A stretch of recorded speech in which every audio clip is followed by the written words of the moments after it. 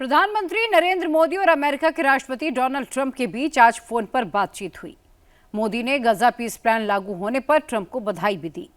अभी एक सेटलमेंट होना बाकी है।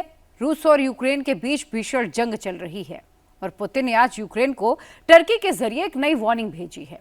अगर जेलेंस्की ने एक हफ्ते में रूस के ऊर्जा और इंफ्रास्ट्रक्चर पर हमले बंद नहीं किए तो रूस यूक्रेन के पूरे सिस्टम को तबाह करना शुरू कर देगा।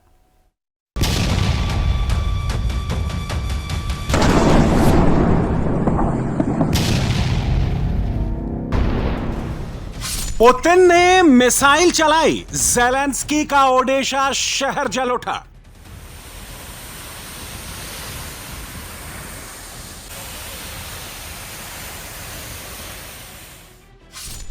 पुतिन ने बम चलाए, जेलेंस्की का ज़ैपोरिज़िया धमाकों से दहल उठा।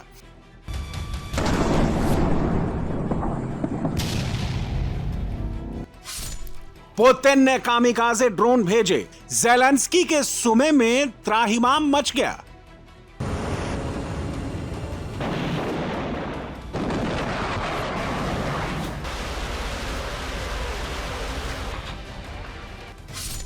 पुतिन ने इस्कंदर मिसाइल भेजी, जेलेंस्की के खेरसॉन में 10 घर जल गए।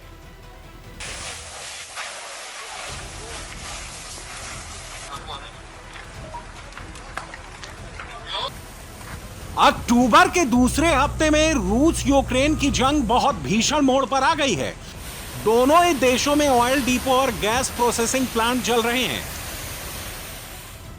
तेल और गैस भंडारों पर हमले की शुरुआत जेलेंस्की ने की थी, अब अंजाम तक पुतिन पहुंचा रहे हैं। पुतिन ने रूसी फौज को नवंबर की डेडलाइन दी है। यूक्रेन के तेल और गैस भंडारों को तबाह करने का टारगेट दिया जा चुका है। दिसंबर में जब यूक्रेन में पारा -20 डिग्री सेल्सियस तक गिरे तो बिना बमबारी, बिना मिसाइल अटैक के वहां त्राहिमाम मच जाए।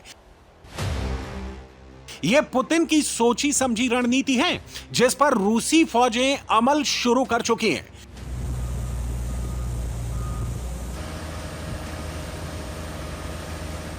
मतलब पुतिन दिसंबर जनवरी की सर्दियों में दुश्मन को बर्फीली मौत मारेंगे, -20 डिग्री का करंट लगाएंगे। गैस पावर के बिना दुश्मन ठिठुर कर मरेगा। पुतिन 1223 दिन से जंग लड़ रहे हैं। शुरुआत यूक्रेन के मिलिट्री अड्डों पर हमले से हुई, फिर यूक्रेन की इंडस्ट्री पर पुतिन ने टनों बारूद गिराया। इसके बाद यूक्रेन के एडमिनिस्ट्रेटिव ऑफिसों में अटैक कराया।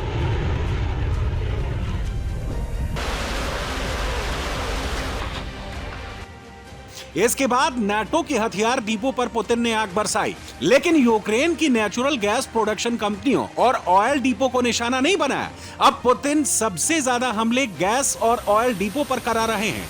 यह जेलेंस्की को अपनी शर्तों पर सरेंडर कराने की पुतिन की नीति है।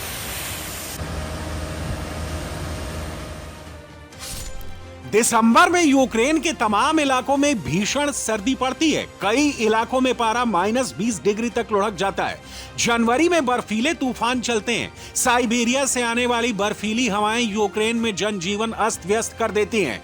तब यूक्रेन में जानलेवा ठंड से बचने के लिए गैसोलीन की बहुत जरूरत पड़ती है। अक्टूबर में पुतिन ने यूक्रेन के गैस और ऑयल इंफ्रास्ट्रक्चर पर सबसे ज्यादा हमले कराए हैं। खार्किव और पोल्टावा में सरकारी ऊर्जा कंपनी नफ्तोगज की सप्लाई लाइन तबाह कर दी। रूस की मिसाइल और ड्रोन अटैक के बाद सप्लाई लाइन में आग लग गई। नफ्तोगज यूक्रेन की सबसे बड़ी नेचुरल गैस उत्पादन और वितरण करने वाली सरकारी कंपनी है। रिपोर्ट के मुताबिक रूसी हमलों की वजह से यूक्रेन में गैस प्रोडक्शन 60% कम हो गया है। यूक्रेन की सबसे बड़ी प्राइवेट एनर्जी फर्म डीटेक को पोल्टावा में कामकाज बंद करना पड़ा है। यूक्रेन ने भरपाई के लिए गैस का इंपोर्ट 30% बढ़ा दिया है। यूक्रेन को सर्दियों में डिमांड पूरी करने के लिए 4.4 बिलियन क्यूबिक मीटर गैस दूसरे देशों से खरीदनी पड़ सकती है। इसमें करीब 2 बिलियन यूरो का खर्च आएगा। युद्ध में फंसे यूक्रेन के पास पहले से फंड की कमी है। जेलेंस्की ने G7 देशों में गैस पाइपलाइनों और प्रोडक्शन यूनिट की मरम्मत के लिए मदद मांगी है। जेलेंस्की अब नाटो देशों से और ज्यादा एयर डिफेंस सिस्टम मांग रहे हैं ताकि सर्दियों में बर्फीली मौत से यूक्रेन के लोगों को बचा सके। रूसी हमलों का टारगेट सिविलियन इलाके और सामान्य इंफ्रास्ट्रक्चर के अलावा एनर्जी सेक्टर था। इसके अलावा सिविलियन इलाकों में गोदामों को निशाना बनाया गया, जहां आम लोगों की जरूरत का सामान रखा था। रूस ने हमारे रेल इंफ्रास्ट्रक्चर पर भी हमला किया। वो हमारी इकोनॉमी को बर्बाद करने पर तुले हैं। दर्जनों रिहायशी इलाकों में रूस ने हमले किए। житлових будинків. На жаль, є жертви. आग में धू धू कर जलता ये यूक्रेन का प्रिलुकी स्थित ऑयल डिपो है। यूक्रेन के चेर्निहाई प्रांत में प्रिलुकी ऑयल डिपो को रूसी मिसाइलों ने निशाना बनाया। उसके बाद भयंकर आग लग गई। कई किलोमीटर दूर से धुएं का गुबार देखा गया। यूक्रेन के एक और शहर ओडेशा में रूस ने बीती रात ऐसा कहर बरपाया जिससे कई एनर्जी इंफ्रास्ट्रक्चर में भीषण आग लग गई। ओडेशा पर रूस का मिसाइल और ड्रोन अटैक कितना घातक था, इसका अंदाजा आग की इन लपटों को देखकर लगा सकते हैं।